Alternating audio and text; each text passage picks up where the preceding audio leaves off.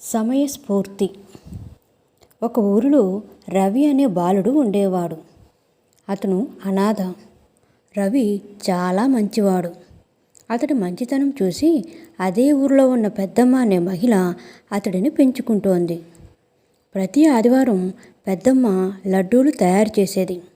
వాటిని తీసుకువెళ్ళి రవి సంతలో అమ్మేవాడు. అలా వచ్చిన డబ్బుతో వారి జీవనం గడిచేది. ప్రతిసారిలాగే పెద్దమ్మ లడ్డూలు చేసింది. వాటిని రవి తీసుకుని సంతకి వెళ్ళి అమ్మాడు. తన ఊరి వాళ్ళే అయిన రామయ్య, సూరయ్య, వెంకయ్యలతో కలిసి తన ఊరికి తిరిగి బయలుదేరాడు. దారిలో చీకటి పడింది.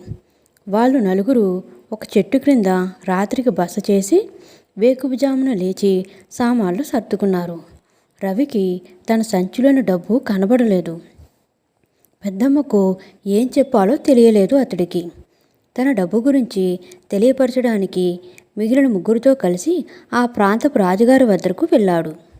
రాజుగారు ఏం జరిగిందో తనకి వివరంగా చెప్పమని అడిగారు. అయ్యా, నాకు మా పెద్దమ్మ లడ్డూలు ఇచ్చి సంతకు పోయి అమ్ముకు రమ్మన్నది. అమ్మగా వచ్చిన ఒక్కొక్క నాణ్యాన్ని చేతిలో ఉంచుకొని నా గుండెకు ఆనించాను. దేవుడికి మొక్కి సంచిలో వేశాను. మా ఊరి గ్రామస్తులతో కలిసి తిరుగు ప్రయాణం అయ్యాను. ఇంటికి వచ్చే దారిలో మర్రి చెట్టు క్రింద రాత్రికి బస చేశాము.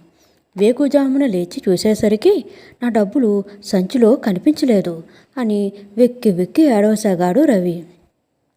రాజుగారు జాలిపడ్డారు. రవిని ఓదార్చారు. తర్వాత రాజుగారు గ్రామస్తుల దగ్గర ఉన్న డబ్బును బయటకు తీయించారు.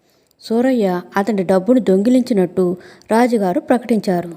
సూరయ్య గాబరాపడి తానే దొంగతనం చేసినట్లు ఒప్పుకున్నాడు. సభలో అందరూ ఆశ్చర్యపోయారు.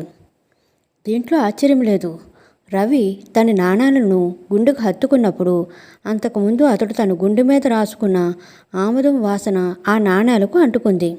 సూరయ్య వద్ద దొరికిన నాణాలకు మాత్రమే ఆముదపు వాసన ఉంది. అందువలన సూరయ్యను దొంగగా గుర్తించాను అన్నాడు రాజుగారు. కథ నచ్చినట్లయితే మా ఛానల్ను లైక్ చేయండి, షేర్ చేయండి అండ్ సబ్స్క్రైబ్ చేయడం మర్చిపోకండి. Keep smiling.